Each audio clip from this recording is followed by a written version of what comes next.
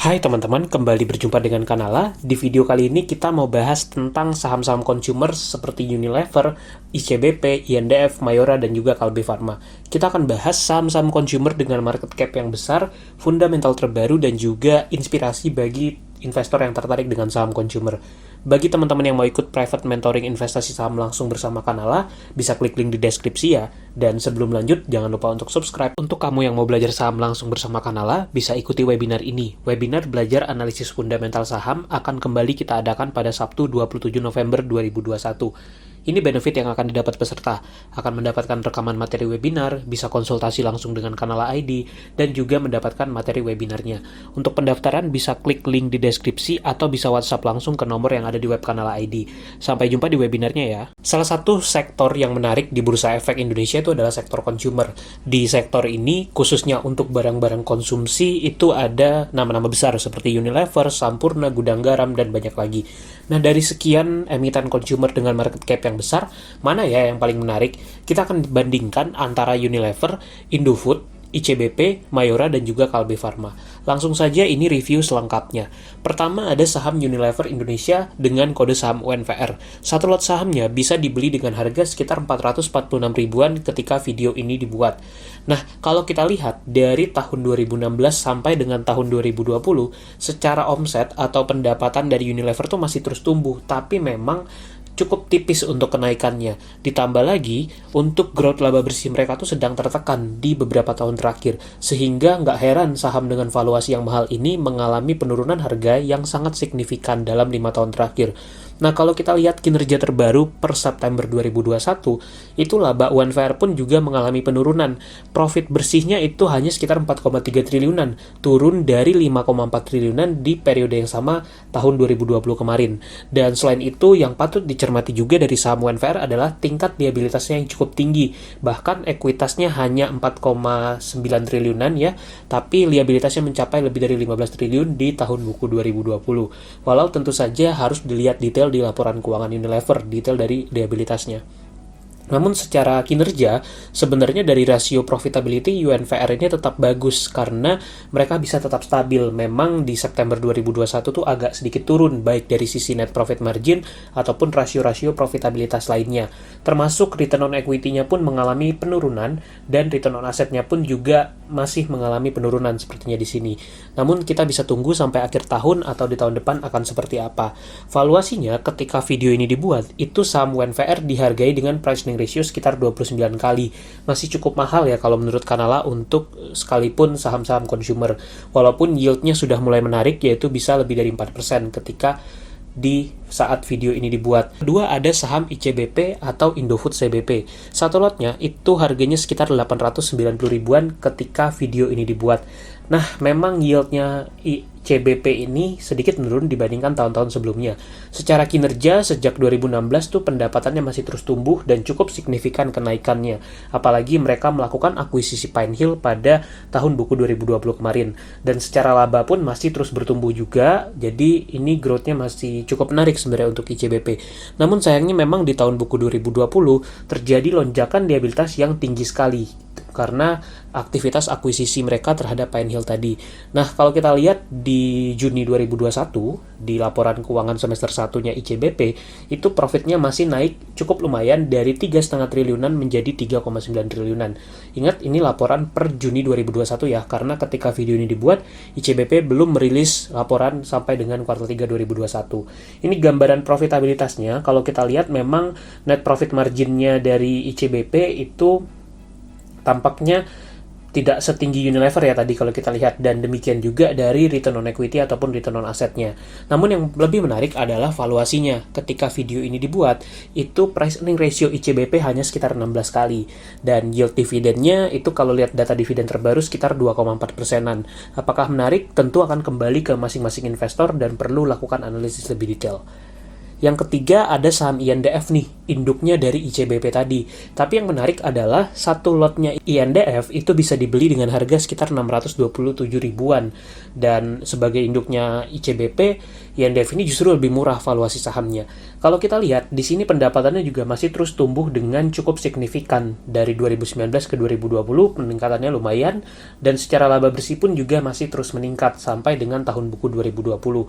Dan kalau kita lihat di sini, growth-nya juga masih cukup menarik, namun sama seperti ICBP, INDF juga mengalami lonjakan liabilitas di tahun buku 2020 kemarin karena itu bagian dari ICBP yang dikonsolidasikan ke induknya atau ke INDF ini. Nah, kalau kita lihat di laporan keuangan semester 1 2021, itu laba periode berjalan dari INDF mencapai 5 triliunan lebih ya di sini, dan itu naik cukup signifikan dibandingkan periode yang sama di tahun buku 2020 kemarin yang hanya sekitar 3,4 triliunan. Jadi labanya cukup signifikan nih naiknya untuk INDF. Nah, ini gambaran profitability-nya. Kalau kita bandingkan dengan ICBP tadi, baik dari sisi gross ataupun operating dan net profit margin, itu tampaknya INDF ini lebih kecil ya. Dan secara return on equity pun juga demikian kalau kita lihat dari grafik ini. Namun yang menjadi daya tarik kalau menurut Kanala adalah valuasinya yang terbilang murah. Kenapa? Karena price earning ratio-nya hanya sekitar 8 kali ketika video ini dibuat. Untuk ukuran saham consumer dan juga sebuah perusahaan dengan market cap yang besar, kemudian punya ICBP juga, tapi valuasinya justru lebih murah dibandingkan si ICBP tadi. Itu mungkin peluang dari saham Indofood ini. Saham Mayora dengan kode saham EMYOR, itu satu lotnya bisa dibeli dengan harga sekitar 244.000 ketika video ini dibuat. Nah, kalau kita perhatikan memang dari segi laba dari 2019 ke 2020 itu naiknya tipis sekali, namun masih ada peningkatan kalau kita bandingkan sejak tahun buku 2016 lalu, kalau kita lihat dari data ini ya. Dan secara pendapatan pun mereka juga masih ada kenaikan, walau di 2020 juga sedikit mengalami penurunan. Bagaimana dari sisi liabilitas dan ekuitas? Kalau kita lihat di sini, ekuitasnya masih lebih besar dibandingkan liabilitas untuk si Mayora ini. Tentu harus dilihat di laporan keuangannya ya. Nah, ini gambaran kinerja terbaru per September 2021. Kalau kita lihat, sayangnya Mayora mengalami penurunan net profit yang cukup signifikan dari sekitar 1,5 triliunan di September 2020 menjadi hanya sekitar 1 triliunan di September 2021. Jadi ada penurunan net profit yang cukup dalam dan perlu diantisipasi oleh investor sebenarnya. Ini terlihat bahwa di September 2021 itu net profit marginnya mengalami penurunan, demikian juga untuk return on equity dan return on assetnya. Nah, ini bisa dievaluasi oleh investor untuk dicek apakah tetap menarik atau tidak untuk saham EMYOR ini.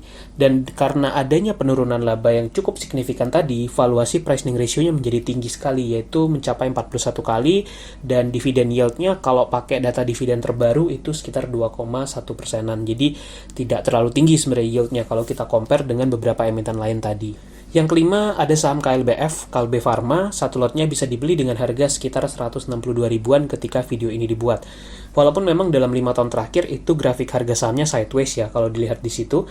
Namun secara kinerja bisnis mereka ini tagline yang mungkin pas itu adalah perlahan namun pasti. Walaupun growth-nya tidak terlalu kencang, tapi konsisten terus naik nih untuk pendapatannya dari Kalbe Farma ini.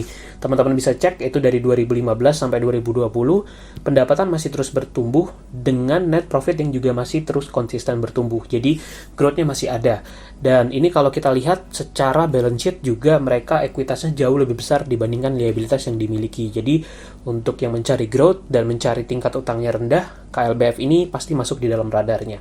Nah, bagaimana kinerja terbarunya? Kalau kita lihat data di September 2021, itu profitnya masih naik menjadi sekitar 2,3 triliunan. Naik dibandingkan 2 triliunan dibandingkan periode yang sama tahun lalu. Dan dari segi penjualan pun juga ikut naik. Jadi secara growth, lagi-lagi ini menjadi nilai plus bagi saham KLBF ini.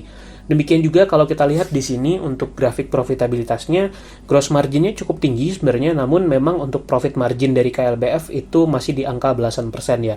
Secara ROE dan ROA juga cukup lumayan karena bisa di atas 15%-an, dan secara valuasi pun dia price earning ratio-nya sekitar 24 kali ketika video ini dibuat. Masih lebih murah dibandingkan Unilever ataupun Mayora tadi ya, dengan yield dividen sekitar 2,1%-an. Jadi ya cukup lumayan lah dan masih ada pertumbuhannya kalau kita lihat di situ. Lantas dari antara pilihan ini mana yang paling menarik ya? Tentu tiap investor punya kriteria masing-masing. Dan daripada bingung, sebenarnya investor juga bisa mengeksplor saham-saham consumer lain. Tapi kalau khusus dari 5 tadi, yang kita soroti adalah kalau dari sisi pertumbuhan kinerja itu INDF, ICBP, dan KLBF yang masih konsisten terus bertumbuh tadi tanpa adanya penurunan. Dan kalau kita lihat dari sisi pertumbuhan yang stabil dan tingkat utang yang rendah itu ada di emiten Kalbe Farma atau KLBF. Namun kalau dilihat dari faktor valuasi, paling murah dan masih terus bertumbuh itu justru ada di saham INDF. Tapi memang utangnya naik cukup signifikan dan dividen payout ratio-nya menurun di tahun buku 2020. Jadi itu mungkin nilai minusnya dari saham INDF ataupun ICBP tadi. Namun kalau kita lihat dari segi rasio fundamental, paling oke justru ada di saham Unilever karena kinerjanya masih menarik dan tentu peluangnya kalau bisa dapat di harga yang jauh lebih murah. Namun di luar emiten-emiten tadi masih ada banyak emiten consumer lain yang juga growth-nya bagus dan menarik. Nanti akan kita bahas di kesempatan yang akan datang, tapi teman-teman juga bisa eksplor juga. Semoga bermanfaat dan jangan lupa untuk subscribe ya.